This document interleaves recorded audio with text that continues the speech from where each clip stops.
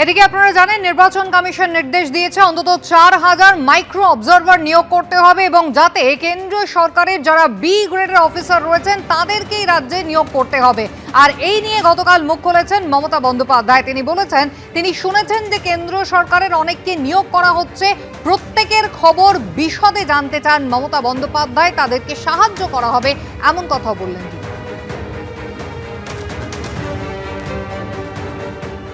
Election commission একবারও কি ভেবেছেন ভ্যানিশ কুমার বাবুরা, একবারও বিজেপির দালালরা ভেবেছেন?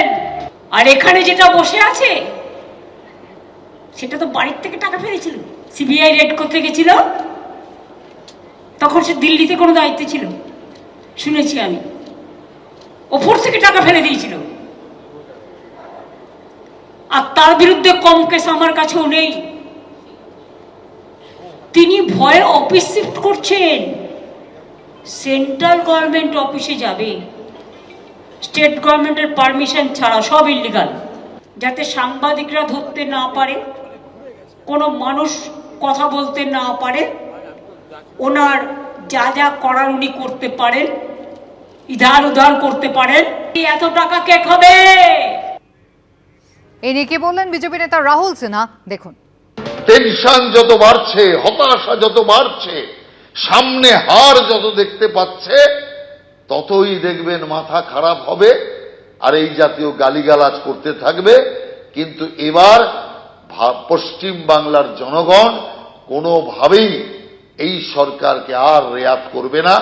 এই রকম অভিযোগ আপনি সিওর বিরুদ্ধে করে থাকেন, তাহলে আপনার সময়কার এটা অভিযোগ, আপনি জেনে শুনেও তখন তার বিরুদ্ধে কোনো ব্যবস্থা নেননি কেন? তার মানে ওর কাটমানি আপনি পেতেন। আজকে যখন তিনি আপনাদের এই চুরির বিরুদ্ধে যখন সত্যতার লড়াই লড়ছেন, তখন নানা রকম কলমকে কলঙ্কায়িত করার চেষ্টা করছে। মমতা বন্দ্যোপাধ্যায় আরো অভিযোগ করছেন কেন্দ্র সরকারের অনেক এজেন্সি তারা বিএলও লাগিয়েছে। ভোটের 2 মাস আগে এসআইআর করা মানে সরকার 6 মাস উন্নয়নমূলক কাজ করতে পারবে না, বিজেপি তাদের সঙ্গে খেলে কিছু করতে পারবে না, এমনটাই বলছেন মমতা বন্দ্যোপাধ্যায়। কিন্তু কেন্দ্র কাকে কাকে নিয়োগ করেছে সেই সংক্রান্ত খবর জানতে চেয়েছেন মমতা বন্দ্যোপাধ্যায়। তারা কোথায় থাকেন, কোন কোন বিভাগে কাজ করেন, এই সমস্ত তথ্য তার চাই।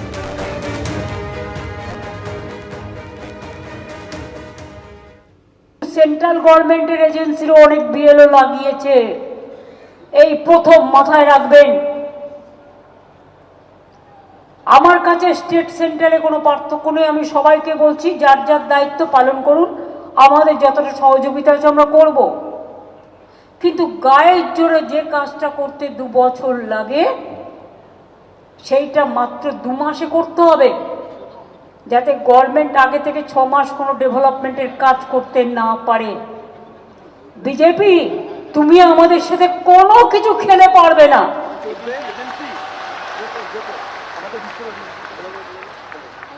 সব এজেন্সিকে তোমার দালাল বানিয়েছো।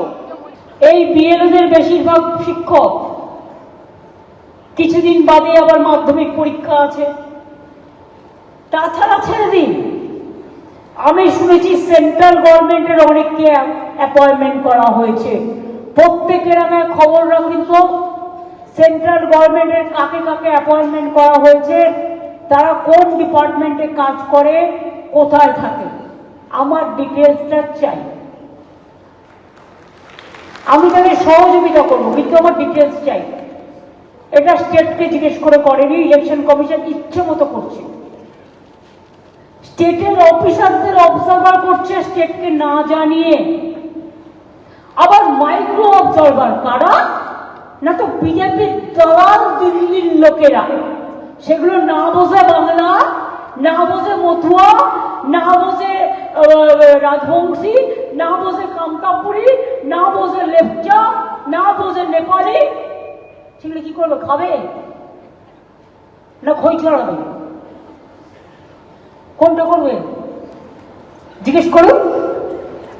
তারা নাকি হিয়ারিং করবে, হিয়ারিং না হলে ইয়ারিং দিয়ে দিন একটা করে। ভিন রাজ্য থেকে মাইক্রো অবজারভার নিয়োগ করা হচ্ছে। মমতা বন্দ্যোপাধ্যায়ের এই অভিযোগের পরিপ্রেক্ষিতে ইতিমধ্যে নির্বাচন কমিশনের প্রতিক্রিয়া।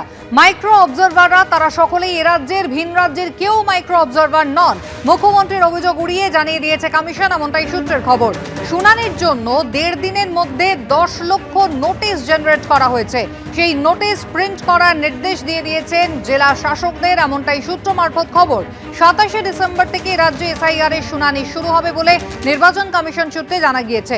শুনানি হতে পারে কলেজ, পুরসভা কিংবা সরকারি অফিসে। গ্রামে শুনানি হতে পারে বিডিও কিংবা সরকারি অফিসে, কিন্তু গ্রামে কোথাও কোনো পঞ্চায়েত অফিসে এসআইআর এর শুনানির কাজ হবে না বলে সূত্র মারফত খবর।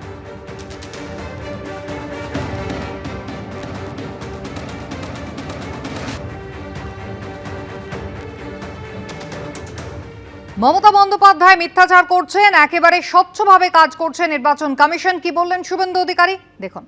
আমি মাইক্রো অবজারভারের তালিকা আমি জানি না, আমি শুনেছি 24 তারিখে তাদের ট্রেনিং হবে। আমি চ্যালেঞ্জ করলাম মমতা ব্যানার্জিকে যে 3000 মাইক্রো অবজারভারের মধ্যে একজনও যদি পশ্চিমবঙ্গের বাইরের রাজ্যে কর্মরত কোনো মাইক্রো অবজারভারের নাম আপনি দেখাতে পারেন তাহলে আমি ক্ষমা চাইব, আর আপনি যদি দেখাতে না পারেন আপনাকে ক্ষমা চাইতে হবে। পশ্চিমবঙ্গের কেন্দ্রীয় সরকারি সংস্থা বা আধা কেন্দ্রীয় সরকারি সংস্থাতে কর্মরতদের বিষয়ে গাইডলাইন প্রকাশ করেছে ইলেকশন কমিশন। এক্ষেত্রে তারা বাইরের রাজ্যে কর্মরত এই রকম বিষয় মমতা ব্যানার্জিকে কে বলেছে, কোন পুলিশ তাকে বলেছে আমার জানা নেই। আজকে তিনি বিএলএ 2 যারা তৃণমূলের কলকাতা বা গ্রেটার ক্যালকাটা তাদেরকে ডেকে যে মিটিং করেছেন, এতেই বোঝা যাচ্ছে মমতা ব্যানার্জি এসআইআর এর ধাক্কায় বেসামাল। সিপিএম নেতা সুজন চক্রবর্তী কি বললেন, দেখুন। প্রকারান্তরে হয়তো উনি বলতে চাইছেন যে মাইক্রো অবজারভার অথবা যে কেউ যদি রাজ্য সরকারের কর্মী হয় তারা কি সবাই তৃণমূল? যে লোক সরকারের কর্মচারী, যে সরকারই হোক না কেন, তাদেরও কিছু বুদ্ধি বিবেচনা আছে। এটা উনি বুঝতে চান না বলে ওনার ধারণা যারা রাজ্য সরকার সব বুঝি ওনার বসংবদ হবে, অতএব যারা কেন্দ্র সরকার সব বুঝি বিজেপির বসংবদ হবে, এটা সত্য নয়। এবিপি আনন্দ, এগিয়ে থাকে, এগিয়ে রাখে।